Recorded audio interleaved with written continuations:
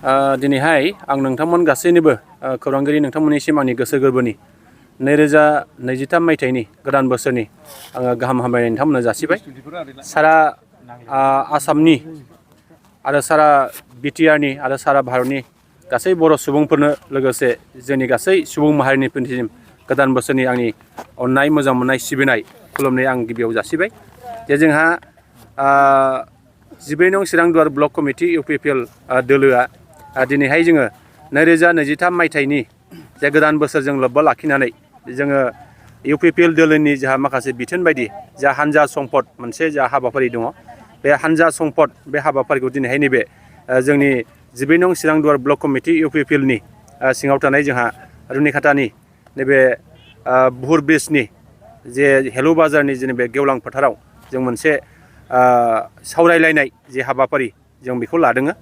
आरो बे सावरायलायनायजों लोगोसे जोङो गोदान बोसोराव जोङो जोंनि गासैबो ब्लक कमिटिनि, पेरेन्टनि, इयुथ्सनि, उइमेन्सनि, प्राइमारि कमिटिनि, BCDCनि, TCLCCनि गासै जोंनि मावथिफोरखौ लानानै जों मोनसे लावखार ओंखाम जानाय बेखिनि हाबाफारिखौबो जों लाफादों। आरो जोङो बेखौनो फोरमायनो लुबैदों जे 2023 मायथाइयाव जोंनि दोलोनि जेसेबांनाखि जोङो खामानि मावनो लानाय बे खामानि मावनो लानाय जाहाथे हाबाफारिफ्रा जाहाथे जोङो गोसो मोदोम जिउ होसारनानै बयबो जाहाथे खामानि मावनो हायो। आरो जोङो जोंनि दोलोनि माखासे थांखि आरो नोजोरखौ लानानै जों जेब्लाबो जाहाथे लामा आवगायलांनो हायो। आरो फैबाय थानाय समाव जोङो गासै हारि माहारि बिथांमोनखौ लानानै जोंनि बे ओनसोलाव थानाय जेसेबांनाखि जेंनाफोर दङ, बे जेंनाफोरखौ जोङो मोनफानि उनाव मोनफा जोङो मावफुंनायनि थाखाय जोङो दिनैनि नैबे हाबाफारिनि गेजेरजों सावरायलायनायनि मोनसे गोख्रों थांखि लानानै खामानि मावनो जोङो दिनै सिगांदों। आसलते UPPL नि अनगायै गुबुन गुबुन राजनीतिक हान्जाफ्रा 12 नं समस्थियाव जेबो मावनो हायाखै, जेबो डेभेलपमेन्टनि खामानि मावनो हायाखै, बेबायदि गुबुन गुबुन खोथाजों UPPL राजनीतिक हान्जाखौ सोंखारिदों। बेयाव नोंथाङा मा बुंगोन? मावनो हादों बा हायाखै? जोंथ' दिनैहाय 2 बोसोरनि गेजेराव जोङो 12 नं चिरां दुवार ब्लक कमिटि UPPL नि सिङाव जोंनि बिटिआर सरकार, बे बिटिआर सरकारनिफ्राय जोङो जथेस्थ' जोंनि माखासे जौगानायनि जिखिनि खामानिफोर बे खामानिफोरखौ निस्सय जोङो मावनो हादों होननानै जोङो बुंनो हायो। जा गुबुन माखासे अपोजिशननि दैदेनगिरिफ्रा निस्सय बेखौ बुंखागोनखा। आरो जोङो दिनै बुंनो हायो थांनाय 17 बोसोराव नैबे 12 नं चिरां दुवार समस्थियाव बिथांमोनहा जेरैबायदि खामानि मावनो हानांगौमोन बे खामानिखौ निस्सय बिथांमोनहा मावनो हायाखै। आरो जों दिनै बुंनो हायो जे जोंनि नैबे 12 नं चिरां दुवार समस्थियाव दिनैसिम जों गोबां माखासे खामानिफोर जों दिनै मावबोगासिनो दङ आरो मावलांबाय थानायनि जिखिनि हाबाफारि बे सोलिगासिनो दङ। आरो जों दिनै बुंनो हायो जोङो रुनिखातायाव 37 बोसोर बाहाय जोङो बेंक मोननो हायाखैमोन। दिनै जोङो रुनिखातायाव मोनसे बेंक जों मोननो हाबाय। जोङो दिनैहाय दागगारियाव बेसेबांबा जुग बोसोरनि उननिफ्रायनो जोङो बे जायगायाव बेंक गैयामोन। दिनै जोङो इउनियन बेंक अफ इन्डिया बे बेंकआ दिनै न' लुनाया जागासिनो दङ। आरो जोंनि माखासे एकाउन्ट खुलिनाय मा खुलिनाय बियो सोलिगासिनो दङ।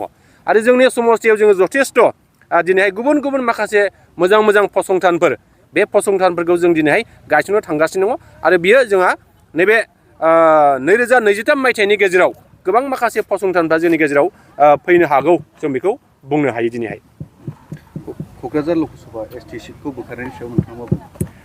जोंहाथ' जोङो बेखौ गोख्रोङै बुंनो हायो जे जोंहा बर' हारिया बे ओनसोलनि बा क'क्राझार लकसभा समस्थियाव जोंहा थोजासे जोंहा बर' सुबुं सानखो जा दंखायो। ST हारिनि सुबुंफ्रा बाहाय बांसिन दंखायो। दा बेनिखायनो भारत सरकारा बे क'क्राझार लकसभा समस्थिखौ ST हिसाबै लाखिबाय थानाय जादों। आरो दानि डिलिमिटेसन कमिसननि जिखिनि दाफामफिननाय जे हाबाफारि, बे दाफामफिननाय हाबाफारियावबो जोङो मिजिं खालामो भारत सरकार, आसाम सरकार आरो बिटिआर सरकारा बिनि सायाव मोजां मोनसे सिन्थानि गेजेरजों जोंनि नैबे क'क्राझार लकसभाखौ जोंहा ST रिजार्भेसन हिसाबै जों मोननो हागोन। आरो बेखौ जोङो दिनै रोखा बुंनो हायो। दिनै फुंनि गेजेरावहाय निसिमा ओनसोलनि आनसलिक प्राइमारि सिङाव थानाय मायावहाय अरुनदय स्किम मोननो थाखायहाय गुबुन दोलोआ मोना होननानै मोनसे भिडिअ भाइरेल जादों। दा UPPL आव फैबाल' मोनगोन होननानै मोनसे बिदि बुंनाय खोथाखौ नुनो मोनदों। दा नोंथांमोननि माबाहाय अरुनदय स्किम बा गुबुन गुबुन स्किमफोरखौ मोननो थाखायब्ला गुबुन दोलोआ मोनमा नङा?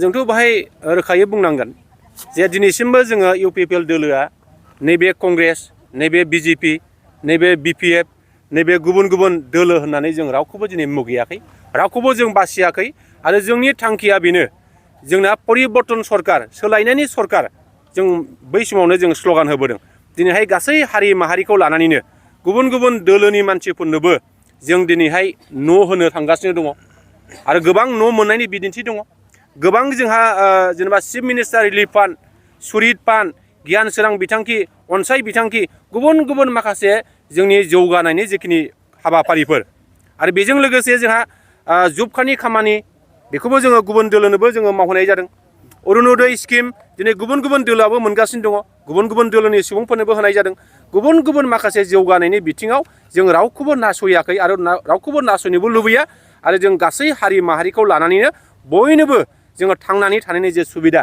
बे सुबिदाखौ होनो थाखायनो जों दिनै गोदान सरकारा खामानि मावगासिनो दं लावखार ओंखाम जानायाव मा मा आयोजन खालामदों जोंहा दिनैहाय खोब गोजोनथाव बाथ्रा जोंनि बे लावखार ओंखाम जानायाव जोंहा दिनैहाय जोंहा बाहाय अमा बेदर दङ जोंहा बोरमा बेदर दङ दाउ लकेल दङ आरो जोंहा माखासे बिदिनो रंजानायनि मुङाव जोङो माखासे जानाय लोंनायनि जेखिनि बेबस्था बे बेबस्थाखौबो जोङो गासै मानसिफोरनोनो जों होनायनि थाखाय जोङो थांखि लानाय जादों बेवहाय ब्लकनि दैदेनगिरिफोरजों लोगोसेल' जुथुमनाय जादों ना गुबुन गुबुन गाहाय लेभेलनि दैदेनगिरिफोरखौ जोङो दिनैहाय बुंनो हायो नैबे जोंनि दिनैखिनि जे हानजा समफद बेजों लोगोसे जोंहा लावखार ओंखाम जानाय बे लावखार ओंखाम जानायाव जोंनि 14 नं चिरांदुवार ब्लक कमिटि UPPL आव जा पेरेन्ट कमिटि दङ जा लाइमोन गांखं दङ आइजो गांखं दङ बेजों लोगोसे जोंहा दिनैहाय BCDC दङ BCDCनि बिथांमोनखौबो चेयारमेनजों लोगोसे गुबुन गुबुन बिबानगिरिखौबो जों बाहाय लेंहरनाय जादों